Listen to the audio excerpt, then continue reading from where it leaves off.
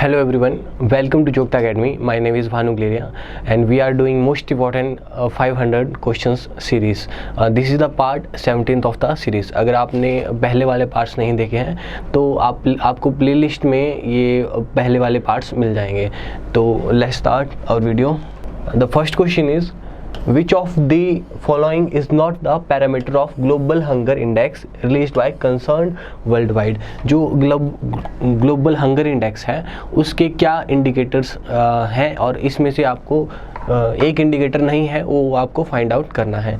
तो under nourishment, child wasting, life expectancy और child mortality. तो अगर ग्लोबल हंगर इंडेक्स की बात करें तो पहले तो ये बात कर रहे हैं जो कंसर्न्ड वर्ल्ड वाइड है, ये ऑर्गेनाइजेशन है, एनजीओ है जर्मनी का, उसने ये रिलीज़ करता है. तो उसकी option C is the right answer. जो लाइफ एक्सपेक्टेंसी है वो इसका पैरामीटर नहीं है. अब बात करते हैं कि क्या क्या इसके पैरामीटर रहते हैं. तो अंडर नरिशमेंट आपका अगर इनएडुकेट फूड इनटेक हुई, क्या हुआ?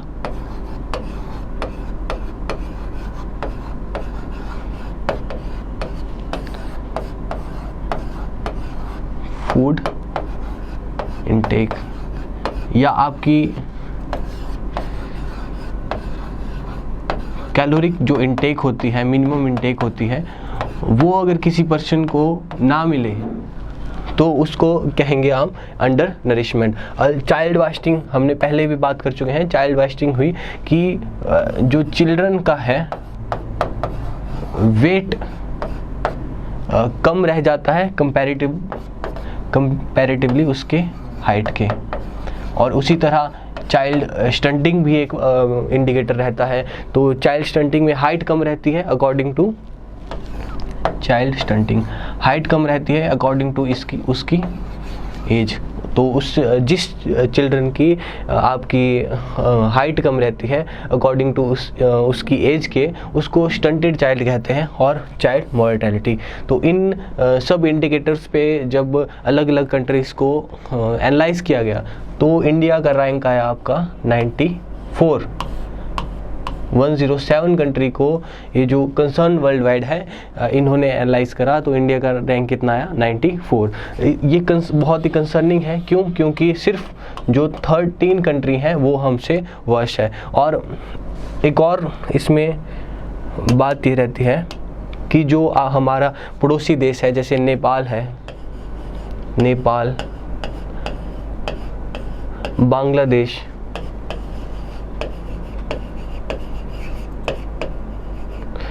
और इंडोनेशिया, इवन तक हमारा पाकिस्तान,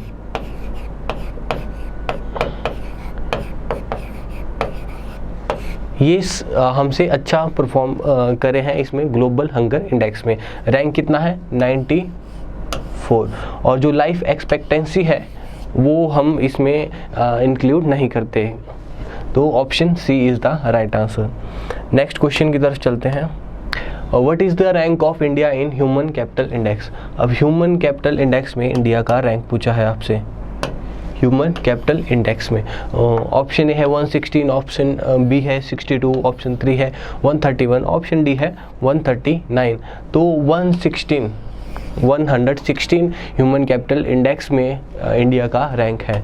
और बात करें कि ये किसने रिलीज़ करी तो ये आपकी जो वर्ल्ड बैंक है उसके द्वारा रिलीज़ की जाती है. और मैंने आपसे पहले क्वेश्चन पूछा था और आपने कमेंट सेक्शन में सही आंसर भी दिया था बहुत सारे एस्पिरेंट ने.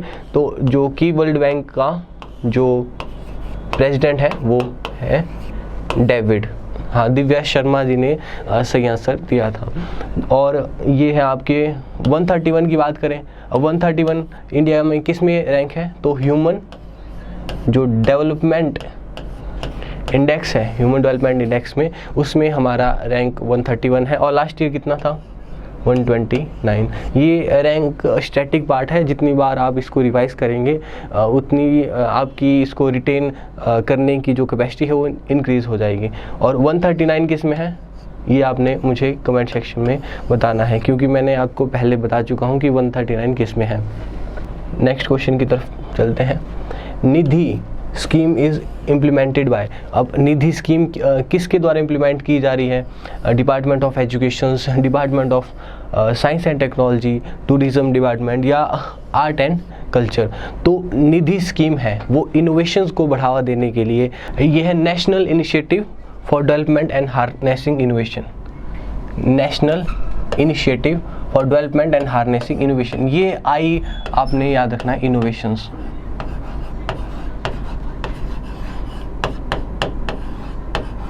इनोवेशन को बढ़ावा देने के लिए कि जो हमारे स्टूडेंट हैं वो ज़्यादा से ज़्यादा स्टार्टअप्स की तरफ फोकस करें। और स्टार्टअप कब होगा? जब उनमें इनोवेशन की जो स्पिरिट होगी वो आएगी। तो option B is the right answer. जो department of science and technology है उसके द्वारा निधि स्कीम इम्प्लीमेंट की जा रही है, और निधि की फुल फॉर्म क्या है? National initiative for development and harnessing innovation. आई ये आपने इनोवेशन पे फोकस करना है कि ज़्यादा से ज़्यादा स्टार्टअप किए जाएं, और स्टार्टअप से क्या होगा? Employment generation, employment generation. तो option B is the right answer.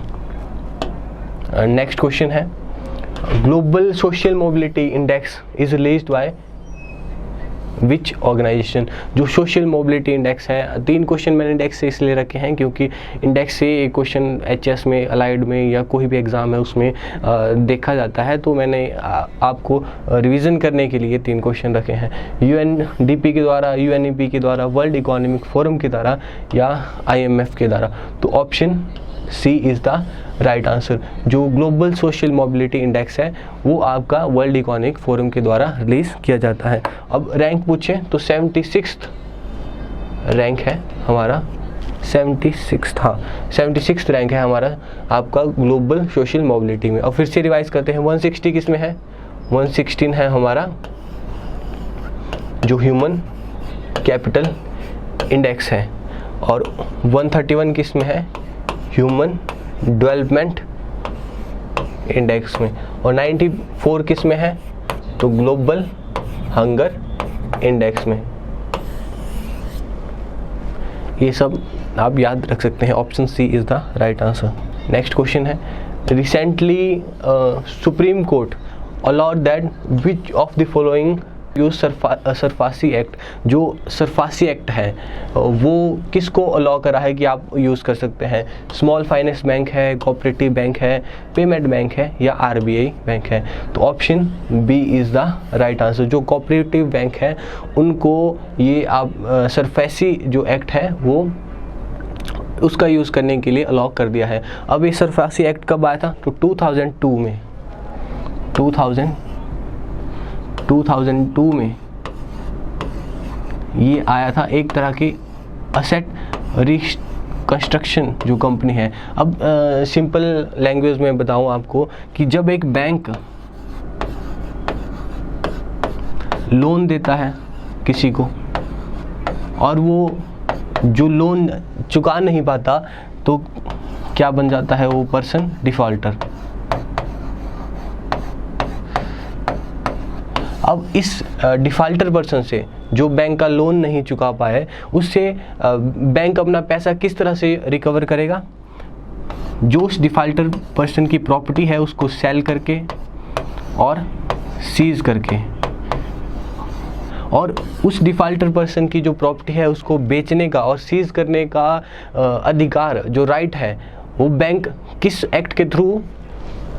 तो सरफासी एक्ट के थ्रू उसके पास ये एक्ट आता है। आज पहले कोऑपरेटिव बैंक्स वो डायरेक्टली ये सरफासी एक्ट यूज़ नहीं कर सकता था, लेकिन अब कोऑपरेटिव बैंक्स भी हैं जो डिफ़ॉल्टर है उनकी प्रॉपर्टीज़ को सेल करके, सीज करके अपना जो बैड लोन है या एनपीए है, नॉन परफॉर्मिंग एसेट्स हैं, उनको रिकवर कर सकते हैं।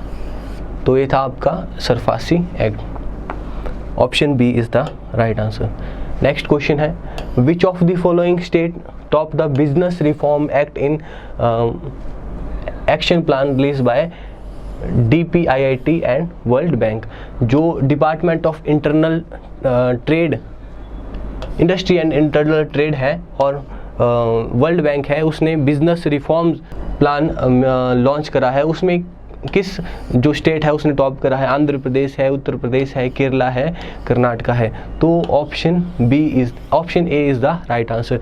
जो आंध्र प्रदेश है उसने जो बिजनेस एनवायरनमेंट है वो आपका बिजनेसमैन के फ्रेंडली करने के लिए और जो कॉम्प्लाइंस वर्डन है जैसे रेड टेपिज्म है उसको ख़त्म करने के लिए इनिशिएटिव उठाए हैं। इसलिए जो आंध्र प्रदेश है वो बिजनेस रिफॉर्म जो प्लान है उसमें टॉप आया है। Option A is the right answer. Next question है Emmanuelle Charpentier and Jennifer A Doudna won Nobel prize in which field. ये जो नाम है, एक है जेनिफर और है ये एमान्यूल चारपेंटियर। ई और जे से याद रखना, एमान्यूल और जेनिफर। तो इसको किस में प्राइज़ मिला है? फिजिक्स में मिला है, केमिस्ट्री में मिला है, लिटरेचर में मिला है और मेडिसिन में मिला है। तो मैंने तो सी से, हाँ, ये चारपेंटियर से याद रखा है, सी से केमिस्ट्री, और एक फ्रांस से है और एक यूएसए से है। अब केमिस्ट्री में इनको नोबेल प्राइज़ मिला है। Option B is the right answer. अब सवाल आता है कि केमिस्ट्री में किस चीज़ के लिए मिला है? तो इन्होंने जेनेटिक सीजर, जो जीन्स को एडिट करने के लिए एक सीजर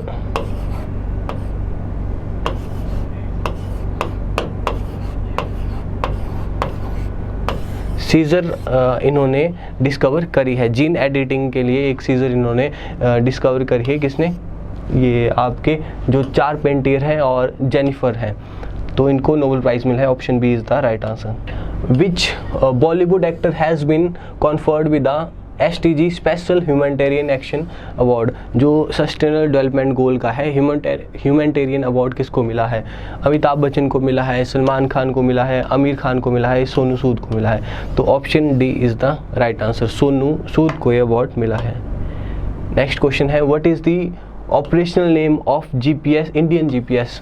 जो इंडियन GPS है उसका आपको नाम बताना है। क्या ग्लोनास है या QZSS है, नाविक है या गैलीलियो है? तो option C is the right answer. जो इंडियन GPS है उसका नाम है नाविक। अब आपसे एक क्वेश्चन है कि ग्लोनास किसका है और गैलीलियो किसका है? ये आपने सर्च करके मुझे कमेंट सेक्शन में बताना है। रशिया, UK, ये आपके ऑप्शन रहेंगे। अब है Sadat Rahman who won the international children peace prize hails from which country. अब क्वेश्चन से ही क्वेश्चन बनता है कि सादत रहमान को कौन सा अवार्ड मिला? इंटरनेशनल चिल्ड्रन पीस प्राइज़ मिला। अभी किस कंट्री से संबंध रखते हैं? ऑप्शन ए बांग्लादेश से, ऑप्शन बी इंडिया से, ऑप्शन सी पाकिस्तान से, ऑप्शन डी अफगानिस्तान से। तो option A is the right answer. Bangladesh के हैं, कौन है? सादत रहमान, और इनको अवार्ड क्या मिला है? International children peace prize. Option A is the right answer. Next question है countries longest single lane motorable suspension bridge. Single lane motorable suspension bridge है was inaugurated in which state. ये किस स्टेट में inaugurate हुआ है? तो मणिपुर का है, उत्तराखंड का है, सिक्किम है या अरुणाचल प्रदेश है? तो option B is the right answer. Uttarakhand में ये याद रखना आपने word, single lane motorable suspension bridge है, ये इनॉग्रेट हुआ है। Option B is the right answer.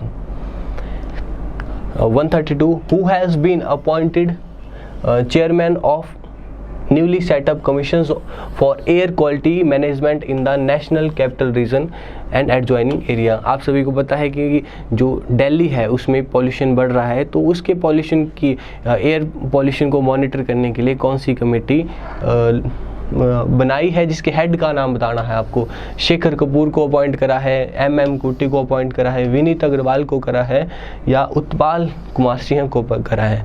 तो दिल्ली के जो फॉर्मर सेक्रेटरी थे, चीफ सेक्रेटरी थे MM कुट्टी, उनको अपॉइंट करा है। किसके लिए? एयर क्वालिटी मॉनिटरिंग जो कमेटी है उसके लिए, ताकि वो कमेटी वहाँ पे रिव्यू दे अपने या रिकमेंडेशन दे कि किस तरह से जो दिल्ली का पॉल्यूशन है उसको मैनेज किया जा सके।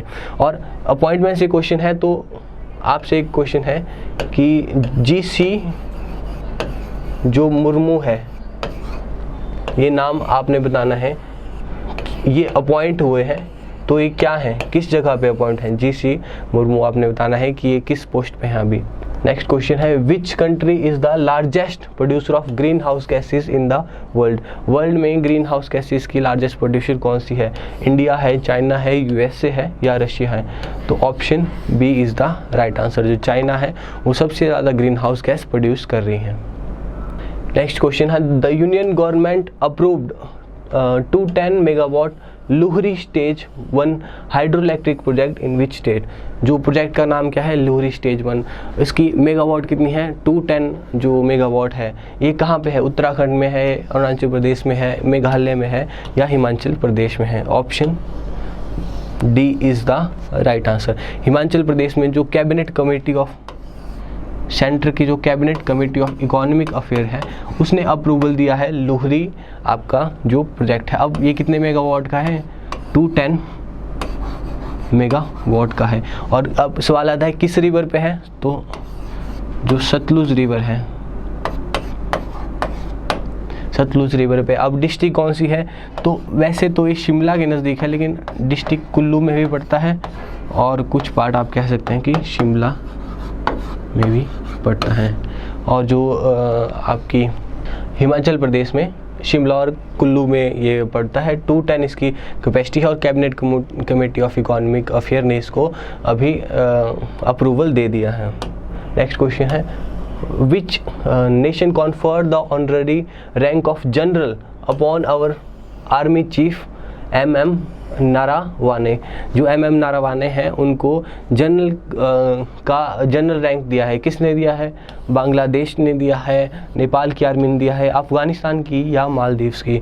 तो ये रिचुअल चला आ रहा है, option B is the right answer. ये रिचुअल चला आ रहा है कि अगर नेपाल की आर्मी के चीफ आएंगे तो इंडिया में उन्हें जनरल का रैंक दिया जाएगा और इंडिया के जाएंगे तो नेपाल में जनरल का रैंक दिया जाएगा। तो option B is the right answer. Next question है, which state become the first state in the country to fix the minimum support price for 16 varieties of vegetables? जो वेजिटेबल्स है उसके लिए मिनिमम सपोर्ट प्राइस किस स्टेट ने launch करा है? केरला ने है, गोवा में है, आंध्र प्रदेश ने है, तो सिक्किम में है?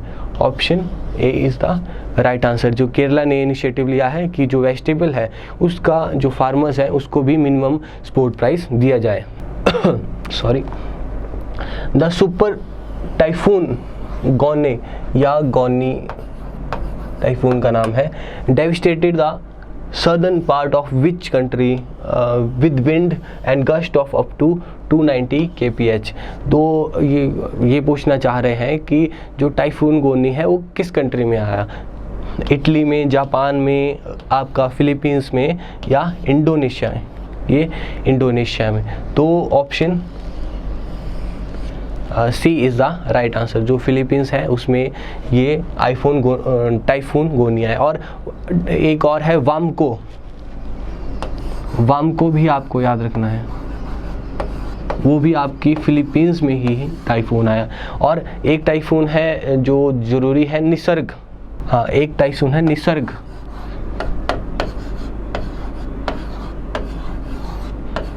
ये भी आपका महाराष्ट्र और गुजरात के कोस्ट पे आया। इसकी खास बात यह है कि अरेबियन सी में आया। तो ये आपने याद रखना है, ये मुझे इम्पोर्टेंट लग रहा है कि जो निसर्ग है वो कहाँ पे आया? आपका महाराष्ट्र और गुजरात के कोस्ट में आया। और एक आपका और है निवार। हाँ, निवार, ये आपका बे ऑफ बंगाल से आया। बंगाल की खाड़ी में, इंडिया में ही ये दोनों, निसर्ग और निवार। वाम को आपका फिलीपींस और गोनी भी आपका फिलीपींस। तो option C is the right answer. Next question है, as per the action plan for vulture conservation 2020-2025 how many vulture conservation and breeding centre will be establish? जो वल्चर कंजर्वेशन प्रोग्राम है उसमें कितने सेंटर एस्टेब्लिश करे हैं? 4, 5, 6 and 3। तो 5 centre establish करेंगे। अब वल्चर क्यों ज़रूरी है? अब आपने ये रखना कि जो वल्चर है उनको किससे खतरा है? तो एक जो ड्रग्स है diclofenac,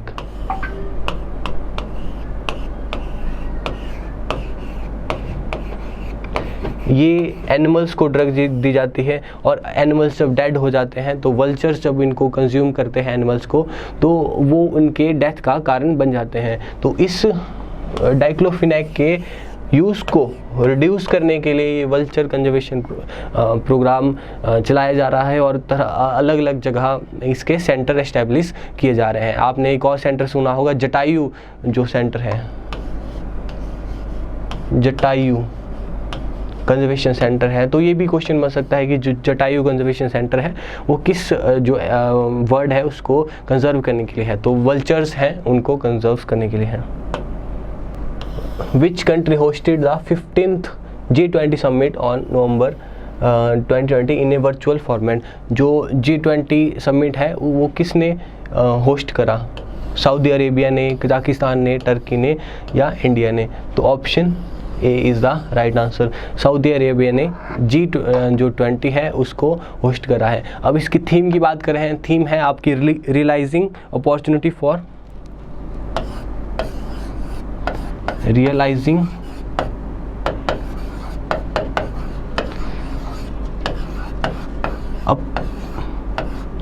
opportunity for the 20th century 21st century।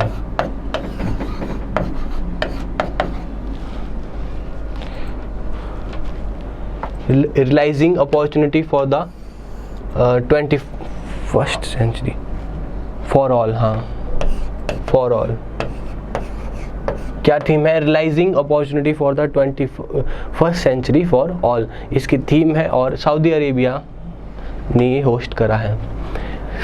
Next question है, name the launch vehicle of recently launch Amazonia 1 satellite of the Brazil. अब अमेजोनिया 1 सैटेलाइट किसकी है? ब्राज़ील की है। अब इसका लॉन्च व्हीकल पूछा है आपको, PSLV 50, PSLV 51, PSLV 49 और GSAT-1। तो जो PSLV 50 C51 है उसके थ्रू ये लॉन्च की जा रही है।